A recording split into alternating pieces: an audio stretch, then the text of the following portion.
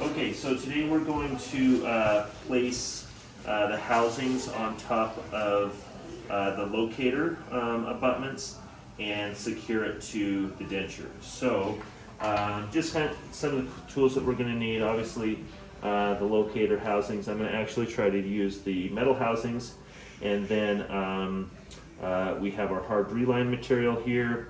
And then we do have these blockouts. I think I'll just use the regular white blockouts today.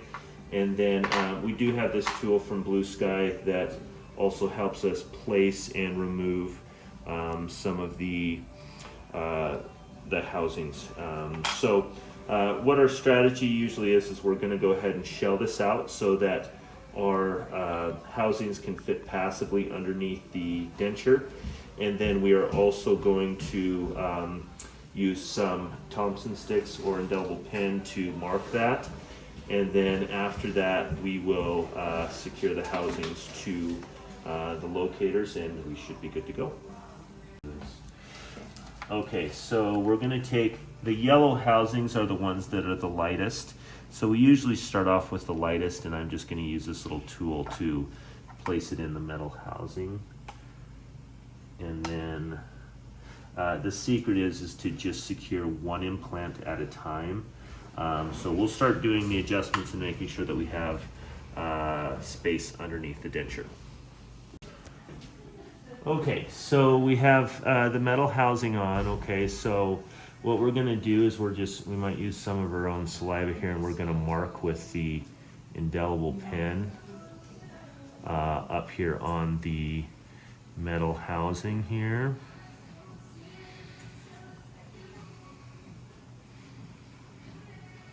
There we go. And then we're going to place the denture in.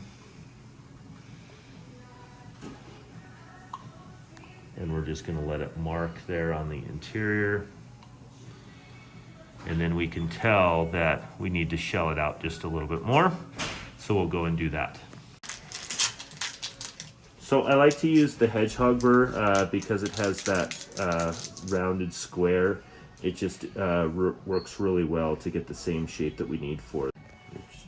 Okay, so 2 suggestions on these to make it a little bit easier. Obviously, I mentioned the first one is to do one implant at a time. If you do both of them at the same time, you can get stuck, okay? The other thing is to create a vent. So in this case, it's a lingual vent. The big challenge with implants and these snap-on dentures is having enough denture around the locator abutment. And so sometimes you're going to get these little bubbles, which is just kind of the way that it goes. But in this case, I'm fine with that. It's just going to be the vent so that the excess hard reline material is going to escape through that instead of going around and getting locked around the implant. So you're going to see those little vents occasionally. Now, if this were all covered, if I didn't have a vent created by me shelling it out, I would actually take my high-speed burr and go through here and create a vent. But in this case, we've already made it just by shelling it out. Okay, so we're going to try it in again. The nice thing with this little vent too is it kind of gives us a window into seeing how we're fitting. And I'm just a little bit high still, okay? So, and you can see as I take that off that's still a little bit high. So we'll go ahead and mark it with the indelible pen again and shell it out some more.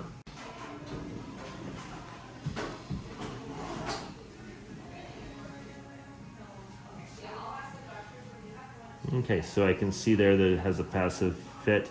Obviously that vent hole is a little bit on the bigger side, but it's not a big issue. So we'll start working on the next one. Okay, so we're gonna fit this next one in. Let's see how we're doing here. And that one also has a pretty good fit. I think we're gonna shell it out just a little bit more, but you can see that this one does not have a vent hole, so I'm gonna have to make one. And this one already has that larger vent hole. So I'm gonna just shell that out just a little bit, make sure it fits. We should be good to go.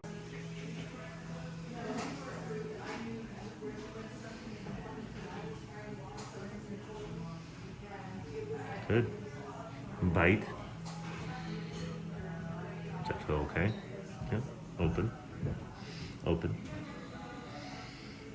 Good. Okay, so we've adjusted both of them to make sure that we have passive fits on both of them.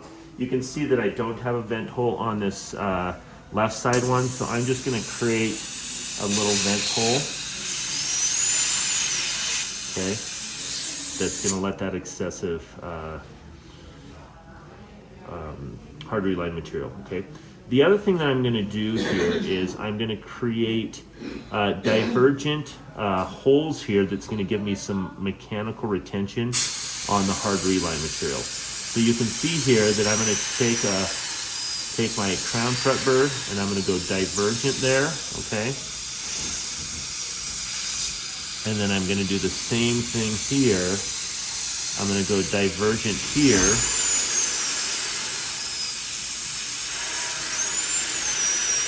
Okay, and then I'm going to do another one here.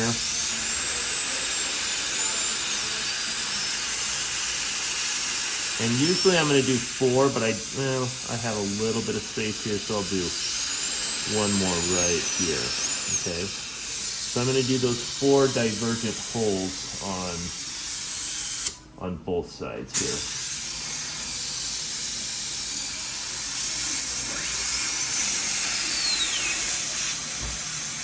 I've had a couple of instances where the hard reline just didn't stick, and so I just came up with this little thing on putting these divergent holes, just because it'll make it just a little bit more retentive there.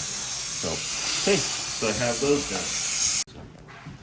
Okay, so with the locator abutment, you're provided these white blockouts. Okay, so you can use these to kind of make sure that you don't get hard reline material around the implant. Okay, so what I like to do on the locator is just leave the locator as dry as possible, because obviously our hard reline material is going to go around it. So once I've dried that out, I'm going to load my hard reline material into our access hole, and in this case I might just hold it a little bit on the outside through that vent hole. Okay, and you can see it's coming out there, and then I'm going to place it back into that passive spot.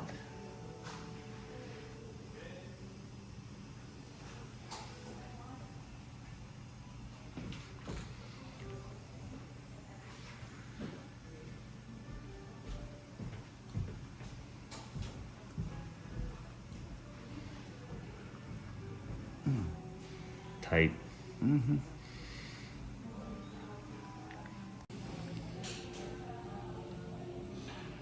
Okay, so as soon as it's gone through that exothermic reaction, meaning the hard reline material has gotten hard, then I'm going to start working it out. Okay, and you can see that it's already seated there. Okay, so you can see that the first one is done. Okay, we have our excess here on the lingual. That's fine. We're going to cut that back, polish that up. Also, you can see a little bit of the hard reline material just over the top of the yellow O-ring. So we're going to probably reduce that a little bit. But there's our first one.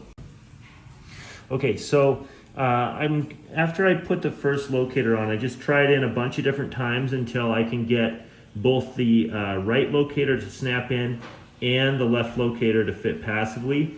If it's not happening, if you can't repeat the movement, it's going to probably dislodge when you place the hard reline material. So just practice it several times until you have it perfect.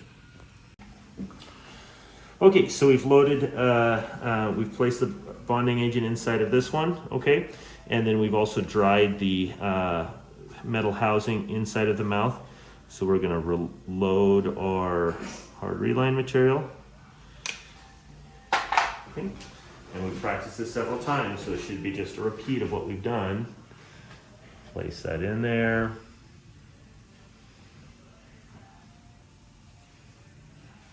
Snap that onto Locator there, and then we're just gonna hold that firmly. Okay, so as soon as we feel the hard reline material start to get hot, we're gonna start to pull it out because we don't want it to get locked around the locator. So then you can see both of them are encased in the hard reline material, okay? So now we'll just kind of pretty things up until it's perfect. Okay, so now it's just a function of prettying it up. We'll take off those little excesses here on the lingual side, and then we'll work on practicing making sure that the patient can use it perfectly. Okay, so now we're gonna try it in here, and you can see that we're just kind of practicing with the patient on where it goes so that we can secure it in. And you can see there that there's a lot more retention.